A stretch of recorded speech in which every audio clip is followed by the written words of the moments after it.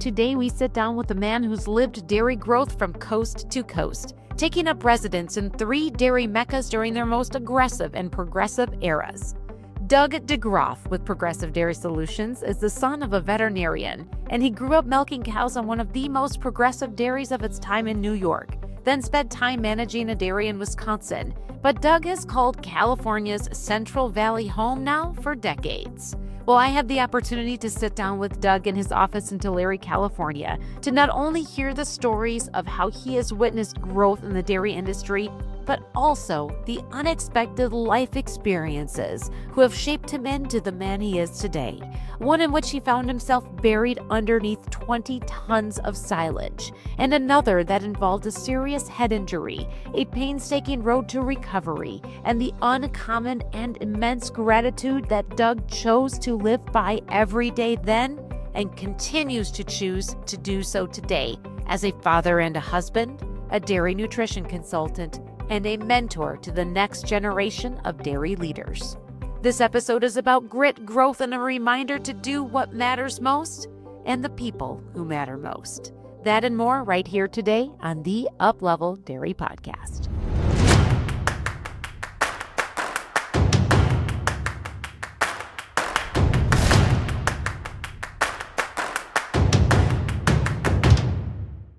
This episode is brought to you by Milk Group. Milk Group is a dairy software company that brings real-time actionable data to dairy farms around the world. They are dedicated to revolutionizing the dairy industry with their user-friendly cloud-based software. One by Milk Group is the all-in-one app that brings together all important aspects of your dairy in one place. With products such as feed and animal management software, people training, dairy facility monitoring, and scale management, Milk Group is committed to providing producers with the tools they need to succeed. So Doug, here we are today. We're in your office here in Tulare, California, and you've been here for quite some time, but this has not always been home for you.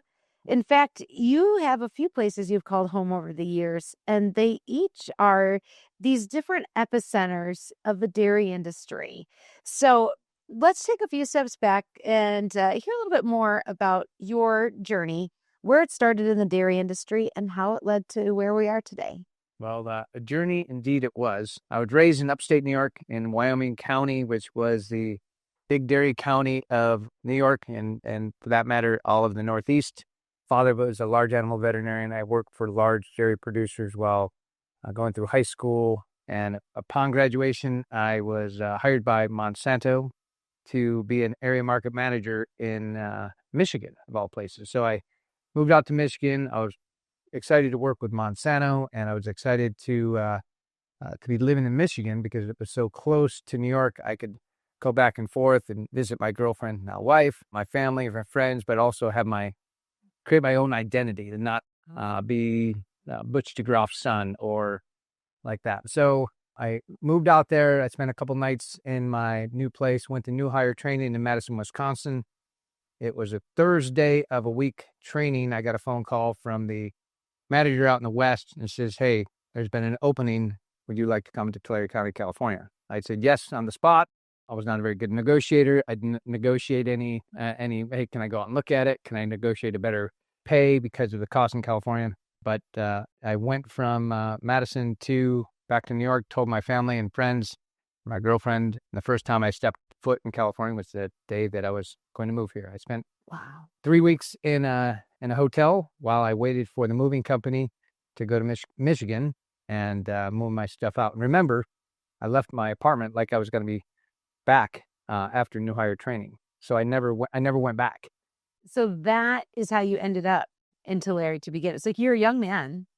Right out of college. Right Graduated in May of 1996, and I was out here in June of 1996. That was with Monsanto. Yep. So here's this New York kid, fresh off of the farm. And what kind of dairy did you grow up on? I did not grow up on a dairy. I actually grew up, father's a large animal veterinarian. My grandfather had 70 cow tie stall dairy a tenth of a mile down the road. But I grew up working for a guy by the name of Dick Pop, who was an innovator, large dairy producer, the largest in all of the Northeast. But I grew up working for him as well as my cousin, who was also a large dairy producer down the road. So although I didn't grow up on a dairy, we actually had pigs. I worked for large dairy farms in the area. And large in New York at that time? So large in that time, Dick Pop would have had about 900 cows when I started working for him. And that would have been in 1985, 86. So your idea of what large dairy production looked like was from growing up in New York, and then you come out to California. How did your perspective shift, or should I say broaden, to what dairy was like on the other side of the U.S.? It was a lot because, as I said, Wyoming County was the number one dairy county in New York. They touted the fact that they had more cows than people, and there was lots of dairy cows. Well, Tulare County was also the number one dairy county in California, but the number one dairy county in the nation. The difference was they were not hundreds of cows. Now they were thousands of cows. Our neighbor, he moved up from Southern California in 1989 and built a 2,000 cow dairy. And he was just one of many here in the area. What was your first impression when you got onto some of these dairies in the cow capital of California? Most of them were open lots. I can count the number of dairies in Tulare County that were in free stalls on about one hand back in 1996. So large open lots. And I came out here in June. It was hot, and cow cooling, that phrase was not even thought of. And there was a lot of heat stress, a lot of hot cows. And then we immediately went from summer to winter and looking at these cows in open lots. So yet they were big. The care that they had because of the facility they had wasn't anywhere close to what I came from in New York. Smallest dairies would have been 1,500 to 3,000 cows. I learned a lot about managing, or how these guys manage large dairies, and I got to see and learn a lot while working. Those Monsanto days, it seems like there is this almost fraternity that exists within the industry of people that cut their teeth there. And when I say cut their teeth, it was not just that they stepped up to the challenges, but really were part of a pretty intensive training program and culture and leadership building. And you were part of that. I was blessed to be a part of a great company at the time with great people, for sure. Who are some of the people that you connected with through those early days that went on to become influential for you, but influential in the industry as well? So I'd be remiss if I didn't start with people in back east, right? And that will, a couple of those. One, I'll start with my father as a large animal veterinarian in a large dairy county, right? He was a dairy consultant before the title even existed, right? Worked with Dick Pop, again, as I mentioned, large dairy producer. Went to school at Cornell, and one of my professors, Dr. Dave Galton. I learned a lot more outside the classroom than inside the classroom with Doc Galton. The early years of the Dairy Fellows program, which I would call today what the Dairy Challenge is modeled after, what we did almost 30 years ago. But those two, and then one of the person I worked really close with was Don Niles, Dr. Don Niles. He was my tech service advisor for this area, and I learned a lot from Don. So that association with good people that were really knowledgeable, willing to be a mentor to you as a young person in your career. And what did those next steps look like? I decided to leave Monsanto, and because I was invited by Dr. Don Niles and John Pagel to come work with them in Wisconsin, and had the opportunity to move to Wisconsin while Dairy Dreams was being built. I managed an existing dairy that John Pagel and Don Niles had been approached by the owner and says, "Hey, I'm a farmer. I know how to grow crops, but I'm not very good with my cows. Can you help?" And they saw that as a perfect opportunity to bring me out there while the new dairy was being built, and I did that for about a year. I knew that I did not like snow. And I like snow the best when I went to it. I didn't like when snow came to me. So both my wife and I, we missed the weather, we missed our friends, so we boomerang back here in less than a year. So you had this experience that is actually pretty unique where you had to put all of this knowledge you'd been cultivating over the years to work, being a dairy manager yourself. Yeah. What did that teach you? So I learned it's a lot easier to tell someone how to do something than to actually do it on a consistent basis, because what you have to do is you have to motivate and lead and have the people around you see the vision and follow the protocols and get things done on a consistent basis. And cows are really good tattletales. They'll tell you if people aren't doing what they should be doing. And every problem on a dairy starts with a two-legged problem. A human isn't doing something they should be doing or is doing something they shouldn't be doing, and it's creating a four-legged creature problem. And the fun that I had with Don and John, the late John Pagel, was no challenge was too big. He'd address any challenge with a smile on his face, and we'll figure it out, right? And but I looked at that as that education better than getting my PhD or anything else, because that on-farm time that I spent in Wisconsin was irreplaceable. What did those experiences, what did they teach you that you were then able to bring into the work that you were doing to help dairies here get better? I learned that every dairy you can learn something from. Not every dairy is going to do the same things, but we're after, I think, the same result, and that high producing, very efficient cow that gets bred back, doesn't experience mastitis, and do it in a very easy and fun way.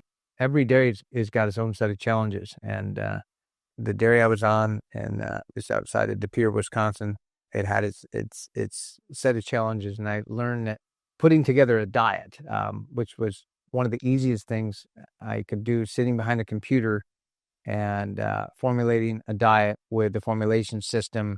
That's one element of it. The element of actually implementing it in front of the cow on a consistent basis, that's where I had some empathy for herd managers. At sometimes they were doing their best, but somebody made a mistake, whether it was a truck driver put the wrong feed in the wrong bay and the feeder didn't notice it, or the feeder didn't do what he was supposed to do. I truly believe that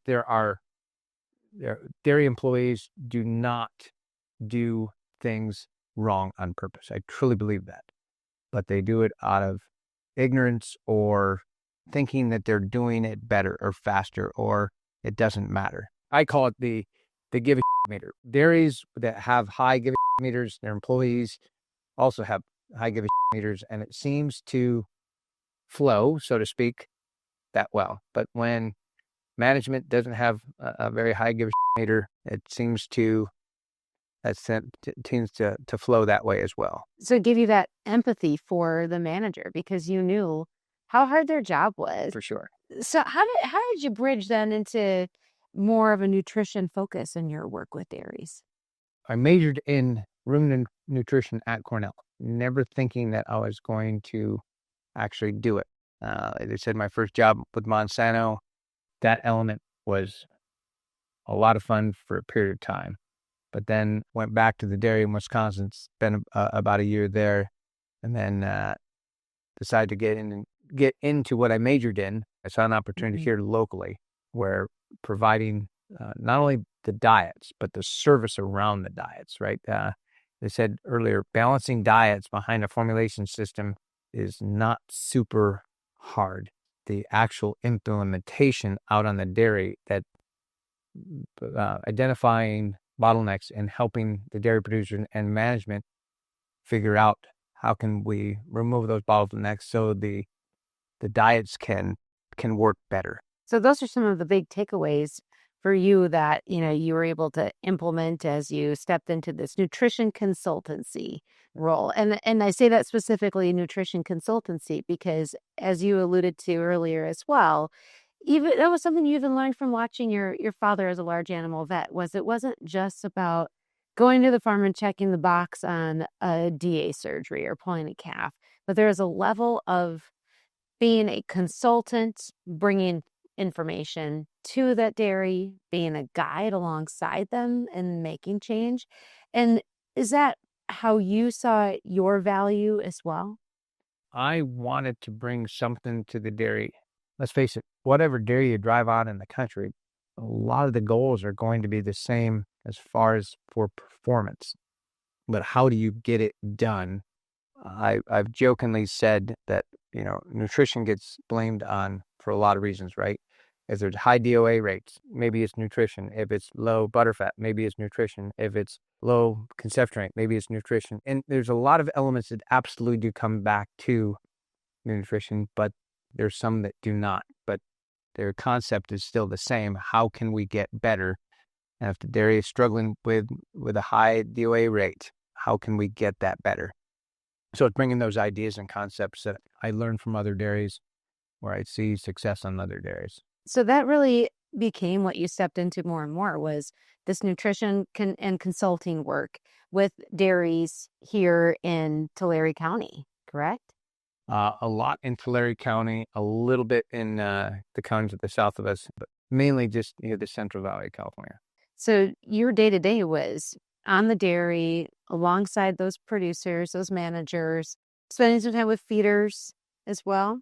So spending lots of time with feeders. In fact, I did feeder schools where I bring in the feeders and relief feeders and anybody who on the dairy might be a feeder, where I said, hey, if the main feeder got hit by a truck today, God forbid, the relief feeder would step in, but who would be your relief? Bring them in. We'll have these feeder schools. They came to all 3 sessions. They got actually a little laminated card with their name. I made them a diploma, or I signed it, framed it, and some of these feeders, it was the biggest thing they'd ever gotten from a formal education point of view. I'd smile immediately because some of the feeders went to the owners and showed them that certificate and wanted to raise right away. Oh, did you intend for that to happen? I did not intend for that to happen, right? Or when they went looking for a job, right? Most dairy employees don't go with, and some of them don't have a resume.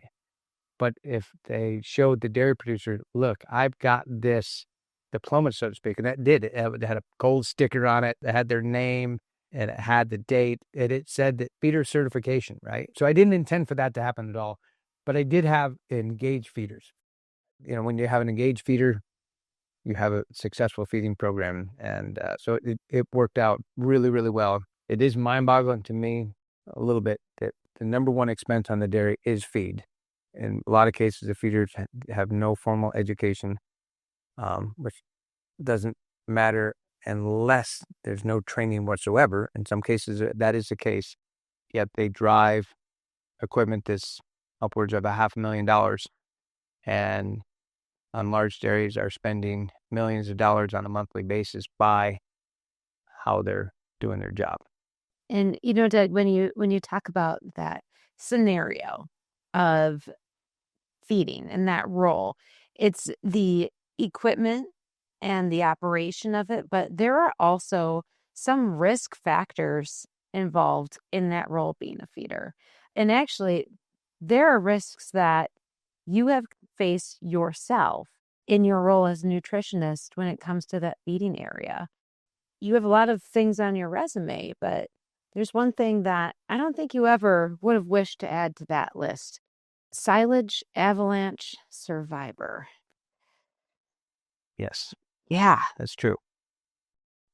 And the only good thing about being a silage avalanche survivor is the last word. Most people don't get to talk about being a silage avalanche survivor. What was that day like? I can tell you exactly, right? It was August 27th, 2009. I was at the dairy north of Visalia. We had 2 young boys.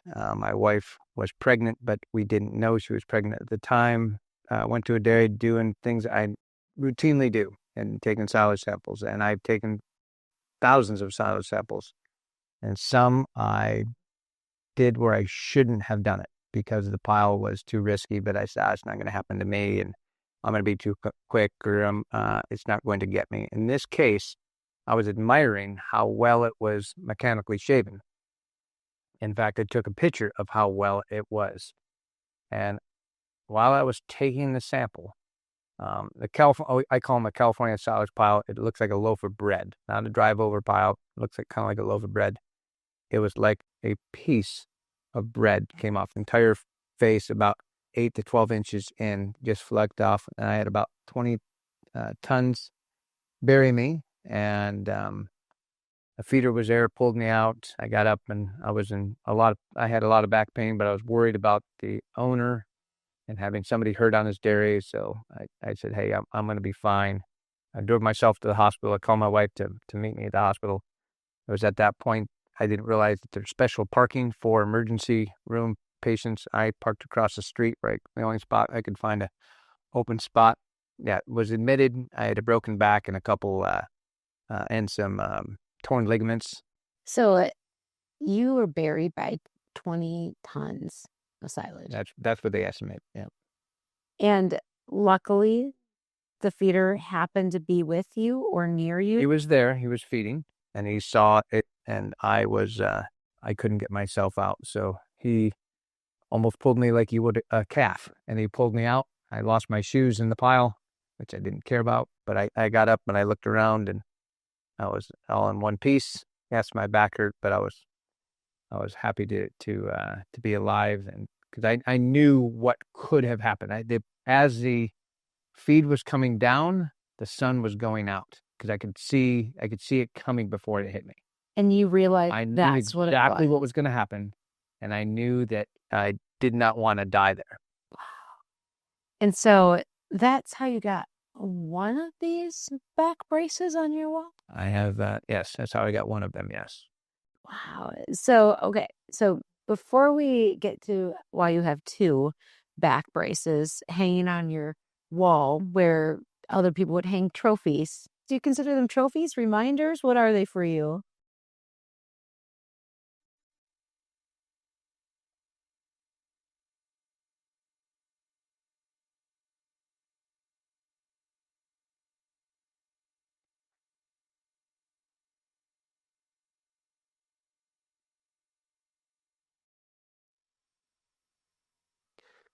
I didn't expect that response. So, they're reminders for sure. And the first one, the Silage Avalanche, it was a good reminder that I did not get hurt that bad. I was able to make a full and complete recovery. Within a year, I was back to 100% being normal. And I just had a new appreciation for silage safety. I had a new appreciation for the risks on the dairy. I had a new appreciation for nurses and for doctors. I had a new appreciation for those people who were hurt. It was a great learning for me, and I'm grateful to have gone through it and be completely healed. Yeah. So it's a reminder sometimes of gratitude. For sure. Yeah. So how'd that change the way you looked at the work you were doing every day as a nutritionist and consultant?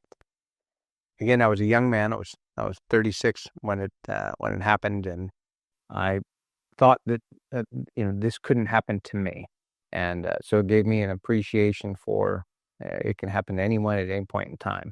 It also made me appreciate the risks of being a nutritionist or a feeder or anyone for that matter who's working around silage piles, and it also made me appreciate that owners should have a silage safety plan in place that they communicate with their employees and people who are going to be on their silage slab at any point in time.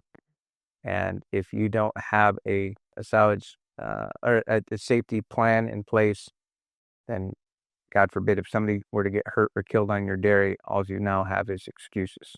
You've really spun it positively. You use that experience of the silage avalanche to do good and to look at how, and one more way to make the industry better, and not just for cows, but for the people. And then there's another back brace on your wall that represents something different. And so where did that one come from?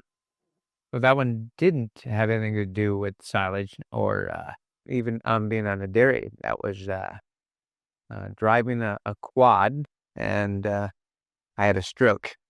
Use this analogy, I think my body was like an accordion because I went head first and broke 11 vertebrae and 12 ribs. So I just kind of broke this area right here. I had a concussion and spent a long time in the hospital. Spent a long time in a wheelchair. Spent a long time with therapists and spent a long time recovering. And so that one represents a lot more pain. It represents a lot more gratitude to those who help those people. And again, so I had 16 different therapists, and again, an appreciation for the job in which they do, and and maybe that does apply out on the dairy because my 1-year anniversary, my wife and I, we went to the ER and we met the people who took care of me, and one of them remembered me. I didn't remember her because I had a severe head injury. She gave me a big hug and said she'd been praying for me. And then we went from there. We went to meet my ambulance driver and paramedic, and they had never had anybody come back and thank them. And they didn't know where I ended up, right? Their job is to get the person to the hospital, and then the doctors and nurses do their job, and they can't follow up. That was a very meaningful morning. And then we went to the fire station because they dispatched a fire truck because of the ambulance. And I met the 2 firemen, and the one guy says, "You're walking." You kept on saying to fix my legs, because at the time of my accident, I couldn't move anything from my waist down for about 3 days. And I don't remember saying that to him, but apparently I did. And so the gratitude that I had that I went that 1 year, I gave them all a dozen donuts, but I think they took pride out of where I ended up, and I'm grateful to them for all they did for sure. And my family was a big part of it. Yeah, so it's an appreciation for a job well done. But you're back on dairies doing the same things you were before. Was there something about the people that you work with and you serve and that you were so close with in the dairy industry that was any part of your drive to get back to the Doug you were and the Doug that you wanted to be? For sure, right? There was, I think agriculture just breeds tough people. No matter what line of work you're in agriculture, you've got to be tough, right? Not only physically, but also emotionally. There was a drive in me to get back to where I once was. And with a lot of people who took good care of me, including my family, but also the therapists and the nurses and the doctors. I owe them so much. And I've got 2 rods and 20 screws that are in my back. I'm on no pain medication. I'm able to do my job, but yeah. So how did all these experiences change the way you look at what you do every day? Mostly good. I don't know how you put this in, right? But we're all replaceable too, right? Let's face that.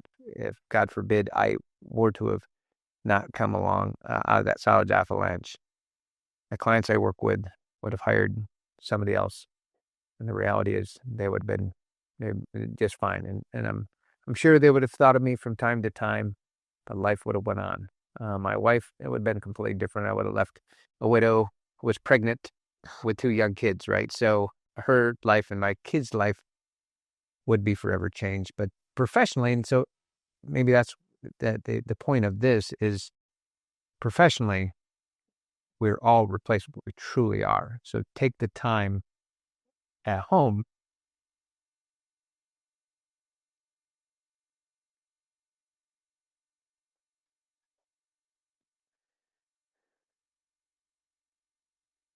This was not part of my script. No, sorry.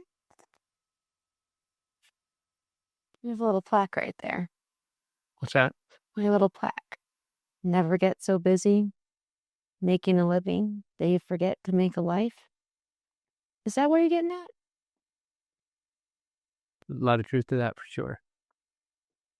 So maybe that's the point of this, right? So yeah, the businesses will they'll move on. They will, right? And they'll find somebody else to do that job, whether it's an employee on the dairy or it's a contract nutritionist or veterinarian or some sales person in sales. But they will pivot and move on. But family won't.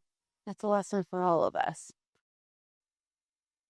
And wow, the experiences that you've had, Doug. I mean, we started out talking about the dairy experiences, but these are life experiences. God wanted to keep you here for a reason. And so when you look at some of the advancements that you've been able to see that have really just revolutionized the way that we dairy, what do you see? If you could pick out three of those things that really stand out to you, what have you been able to observe in your career? I'd first start off with the ability to have large dairies. There's some dairies in this country that are approaching 100,000 cows on one site, and then there's others in 35 and 40 in other states.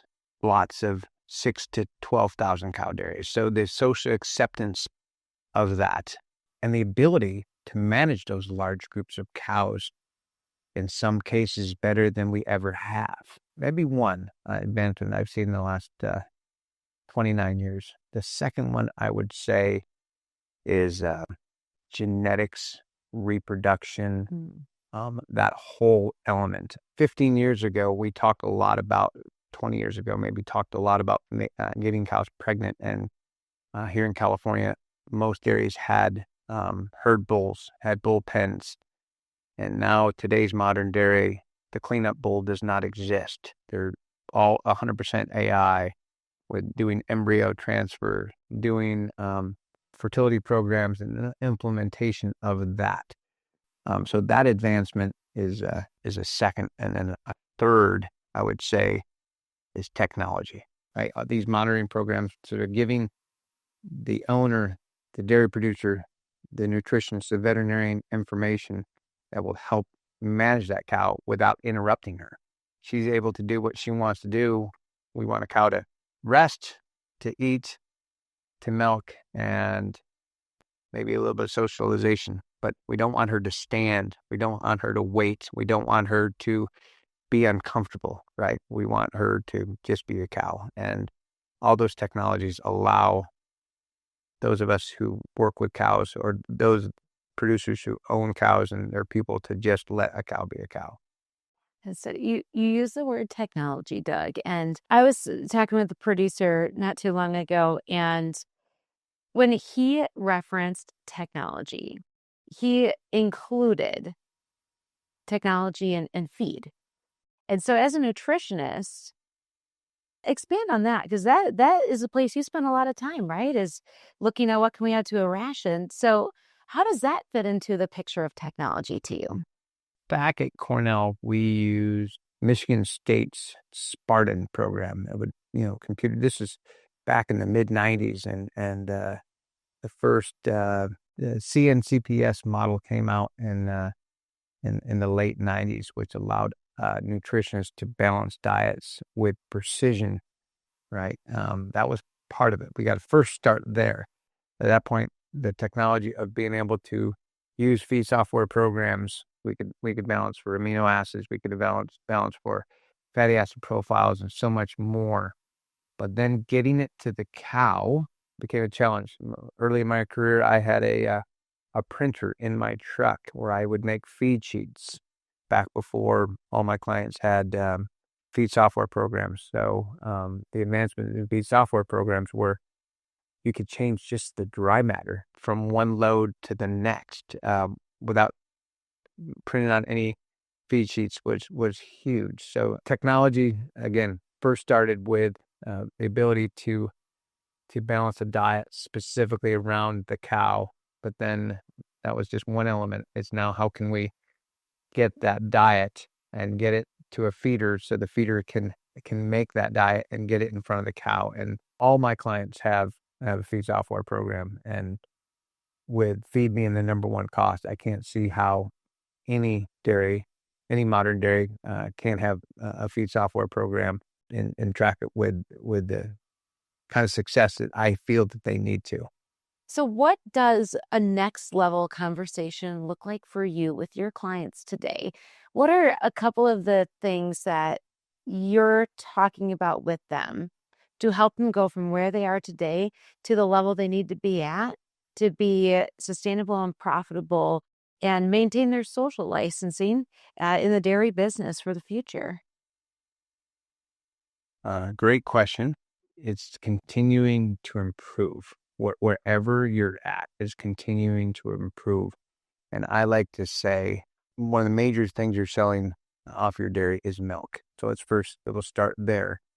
And how much can we get? Every dairy's got a driveway. How can we sell more milk volume, and not just fluid milk? I'm talking, component milk, energy corrected milk, money corrected milk.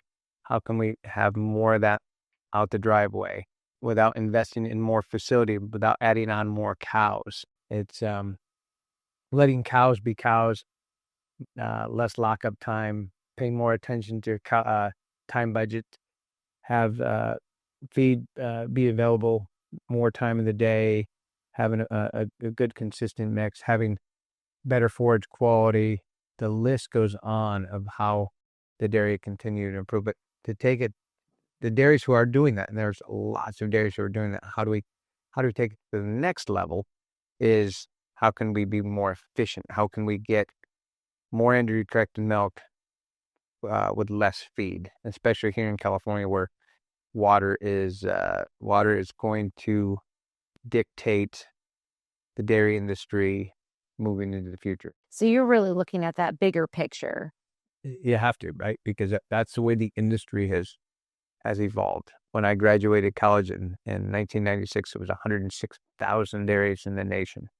And my guess is they were owned by about 105,500 dairy producers, not very many multi-sites. And here we are today, and there's somewhere less than 25,000 dairies. And if I had to guess, probably around 22,000 owners. So that's a 80% reduction in owners, 75% reduction in sites.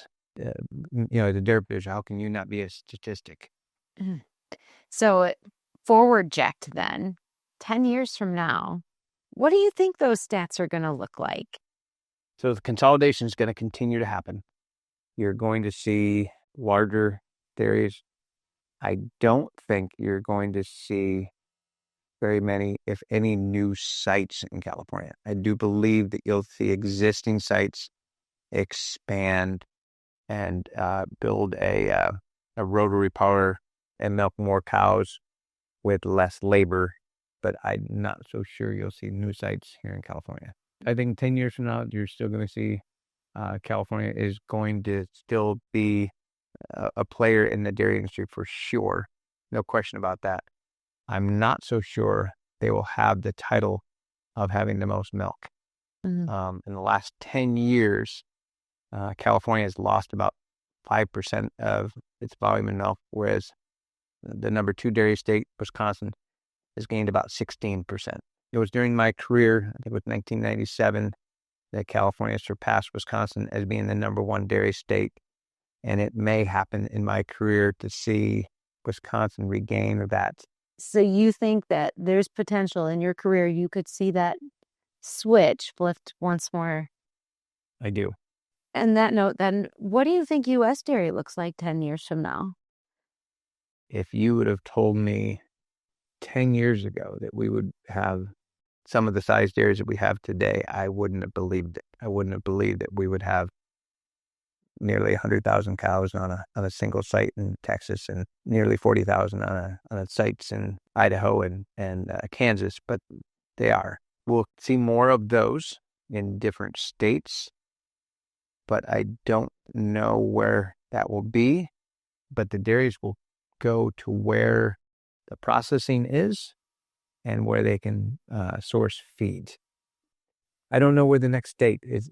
I don't think it's going to be Texas. I don't think it's going to be Kansas. A lot of growth has happened in South Dakota. I'm sure there'll be more there. I'm sure Idaho will continue to grow.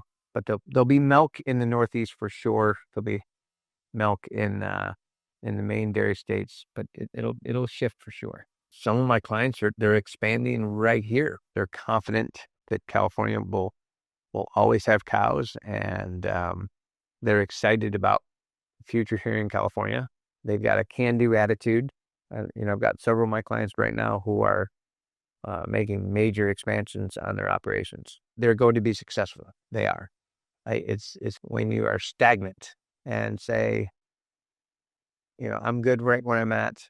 That's when your neighbor seems to pass you. So you see that happening right here, and you get to be in this spot as a trusted advisor in their growth and their progress and setting them up for the future. What is it that drives you to build your career in the dairy business? What drives me is to see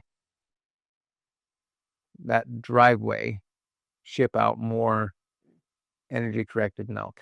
I would say what drives me is seeing my clients' success. In a lot of cases, the dairy producers here that I know and that I work with, their children are their age when I first met them 28, 29 years ago. And it's fun to work with the next generation who are embracing technology, because that is things that continue to evolve in the dairy industry is the technology. So you get to walk alongside the next generation. And as we wrap up our time together today, Doug, is there anything else you'd like to add? In general. Yeah. I take great pride in helping feed the world, right? And my small part, I will say, but working with dairy producers who are on the front lines at providing food for the world, right? And when I'm on an airplane and somebody asks me what I do, I always answer, well, I'm in food production, and then that leads into a conversation about exactly what it is I do, and I tell them I tell guys who own cows how to feed them. Usually that's a fascinating conversation, but it's an interesting industry. It's a great industry that we got to provide food for the world, and milk is nature's most perfect food, right? It has all the things to sustain life, and the industry of the United States is great at producing large quantities of it, and I'm glad to have been a part of it my entire life, quite frankly, but professionally for the last 29 years. You just heard today from Doug DeGroff here on the Uplevel Dairy Podcast. I hope that there was something in this episode that you take home, a reminder, a perspective, a reminder to be safe when you're working out on the farms, and a reminder to hug your family and be grateful for every moment that we have here on this earth with the people we love. Thanks for listening, and I'm Peggy Coffeen. Until next time, keep on growing, keep on learning, and up-leveling your dairy. This episode is brought to you by Milk Group. Milk Group is a dairy software company that brings real-time actionable data to dairy farms around the world. They are dedicated to revolutionizing the dairy industry with their user-friendly cloud-based software. One by Milk Group is the all-in-one app that brings together all important aspects of your dairy in one place. With products such as feed and animal management software, people training, dairy facility monitoring, and scale management, Milk Group is committed to providing producers with the tools they need to succeed.